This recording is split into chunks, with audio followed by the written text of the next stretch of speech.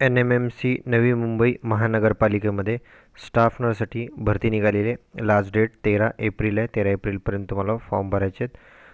बघा त्याच्या रिलेटेड हे नोटिफिकेशन आलेलं आहे. नवी मुंबई महानगरपालिका एकात्मिक आरोग्य कुटुंब कल्याण सोसायटी याच्यामध्ये 15 वित्त आयोगांतर्गत शहरी आरोग्यवर्धिनी केंद्रामध्ये रिक्त असलेल्या पदाची भरती करायची आहे.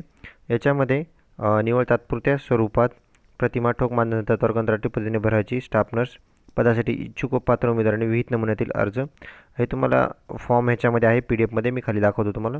तो अर्ज तुम्हाला भरून बघा 3रा मजला आरोग्य विभाग 3रा मजला नवी मुंबई महानगरपालिका मुख्यालय सेक्टर 15 किल्लेगावटन जवळ CBD बेलापूर नवी मुंबई. तर इथं जे हेड ऑफिस आहे नवी मुंबई महानगरपालिकेचं तिथं तुम्हाला नेऊन जमा करायचे. 27 तारखेपासून फॉर्म भरायला चालू झालेत ते 13 एप्रिलपर्यंत तुम्हाला फॉर्म भरू शकता तुम्ही. याच्यामध्ये बघा स्टाफ नर्स स्त्री फिमेल आणि मेल दोन्हीसाठी. याच्यामध्ये शैक्षणिक अर्हता क्वालिफिकेशन 12वी उत्तीर्ण general nursing and midwifery diploma किंवा BSc तुमचं कोणतंही असेल चालेल आणि रजिस्ट्रेशन हे पाहिजे तुम्हाला. त्याच्यानंतर वयोमर्यादा एजमध्ये अराखीव प्रवर्गासाठी 38 वर्षापर्यंत फॉर्म भरू शकता आणि राखीव 43पर्यंत मानधन 20,000 राहील. आणि इथं कॅटेगरी वाईज डिस्ट्रीब्युशन दिलेलं आहे. कोणत्या कॅटेगरीला किती जागा आहेत. फिमेलसाठी टोटल 26 जागा आहेत आणि मेलसाठी 2 अशा 28 जागा आहेत याच्यामध्ये. ठीक आहे. आता हे खाली जनरल इन्स्ट्रक्शन आहेत. तुम्हाला हे ऑफिशियल साईटवर पण नोटिफिकेशन मिळून जाईल. nmc.gov.in या साईटवर तुम्हाला हे मिळून जाईल डिटेलमध्ये. ह्याच्यामध्ये तुम्हाला सर्व फॉर्म भरून हे परत त्यांनी तेच दिलेलं आहे. 27 तारखेपासून ते 13 तारखेपर्यंत तुम्हाला शासकीय सुट्टीचे दिवस वगळून मग हे फॉर्म तुम्हाला ऑनलाईन नाही ऑफलाईन भरायचं आहे. मग ते तुम्ही तिथं जाऊन बाय हँड बघा प्रत्यक्षात बाय हँड किंवा कुरिअरनं कसं आहे टपालाने किंवा कुरिअरनं तुम्ही पाठवू शकता. पण टपालाने किंवा कुरिअरनं सादर करण्यात आलेले अर्ज विहित कालावधीत कार्यालयात पोहोचले याची दक्षता घ्यायची. म्हणजे तुमचं जे कुरिअरनं किंवा टपालानं पाठवलं तरी चालेल काही प्रॉब्लेम नाही. पण तुमचा फॉर्म ना ह्या 13 तारखेच्या आधी तिथं ऑफिसला पोहोचला पाहिजे. ठीक आहे. म्हणजे तुम्हाला बाय हँड देऊ शकता जाऊन किंवा जर पॉसिबल नसेल जाणं तर कुरिअरनं किंवा टपालानं पाठवू शकता. पण 13 तारखेच्या आधी तुमचं ते पोहोचलं पाहिजे ऑफिसला. ठीक आहे. त्याच्यानंतर हे जनरल इन्स्ट्रक्शन आहे ते तुमचे डॉक्युमेंट्स वगैरे सर्व व्हॅलिड पाहिजे. कॅटेगरीतून तुम्ही अप्लाय करत असाल तर त्याचं हे पाहिजे सर्टिफिकेट. खाली डॉक्युमेंट्सची लिस्ट पण आहे ते पण दाखवतो मी तुम्हाला. बघा फॉर्मसोबत तुम्हाला ॲप्लिकेशन फॉर्म पण दाखवतो मी खाली. त्याच्यासोबत तुम्हाला भरून तुम्हाला काय काय डॉक्युमेंट जोडायचे. तुमचा वयाचा पुरावा म्हणजे 10वीचं प्रमाणपत्र शैक्षणिक अर्हतेचं म्हणजे तुमचे सगळे GNM किंवा BScचे marksheet first year second year third year fourth year final year जे काय असेल तुमचं डिप्लोमा डिग्री त्याचं सर्टिफिकेट पासिंग सर्टिफिकेट रजिस्ट्रेशन आणि रिन्युअल. ठीक आहे. त्याच्यानंतर महाराष्ट्र नर्सिंग कॉलेजचं रजिस्ट्रेशन प्रमाणपत्र. त्याच्यानंतर एक्सपिरियन्स सर्टिफिकेट असेल तर चांगली गोष्ट आहे. सिलेक्शनचे चान्सेस वाढतील. त्याच्यानंतर नेक्स्ट राखीव संवर्गातील उमेदवारांचं जात प्रमाणपत्र. जर तुम्ही कॅटेगरीतून अप्लाय करणार असेल कास्टमधून तर तुम्हाला कास्ट सर्टिफिकेट लागेल. त्याच्यानंतर आदिवासी डोमेसाईल हे सगळ्यांना लागेल. त्याच्यानंतर नॉन क्रिमिनल ज्या क्ॅटेगरीला नॉन क्रिमिनल आहे NCL तर त्यांना नॉन क्रिमिनल. त्याच्यानंतर आधार कार्ड पॅन कार्ड सध्याचा फोटो.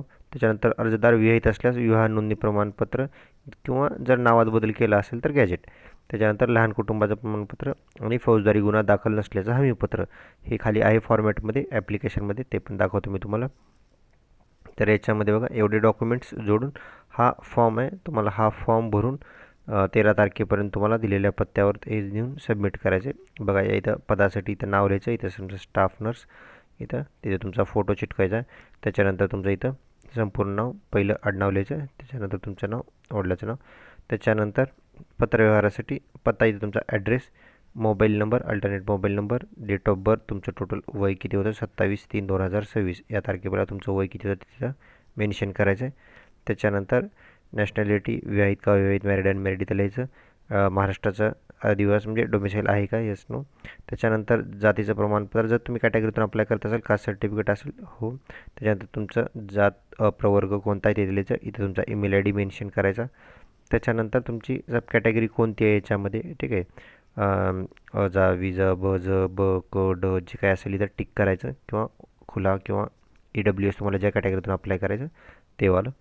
त्याच्यानंतर शैक्षणिक अर्हता इथं तुमचं 10वी 12वी तुमचं GNM BSc जे काय झाले ते असं एकाखाली एक लिहायचं. तुमचं युनिव्हर्सिटी पास कधी झालं एकूण गुण कितीपैकी किती गुण मिळाले आणि पर्सेंटेज तुमच्या इथे मेन्शन करायचे सर्व 10वी 12वी तुमचे नर्सिंगचं जे असेल ते सिक्वेन्सप्रमाणे.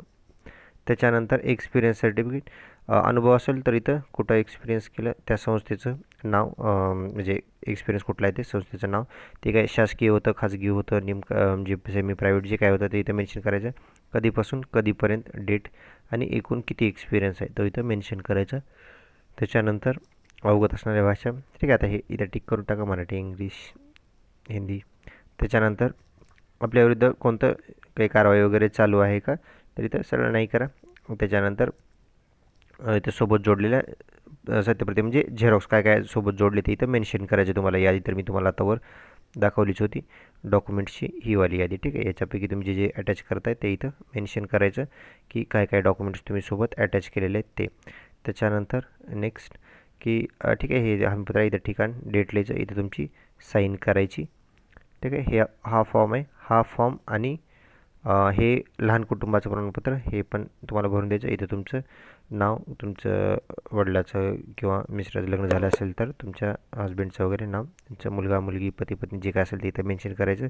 राहणार स्टाफ नर्स, इथं पदाचं नाव, इथं स्टाफ नर्स मेन्शन करायचं. आज रोजी तुम्हाला किती मुलं आहेत, 0 1 2 जे काय असेल ते, आणि मुलाची संख्या किती ते इथं लिहायचं. त्याच्यानंतर इथं ठिकाण डेट आणि इथं पण साईन करायची.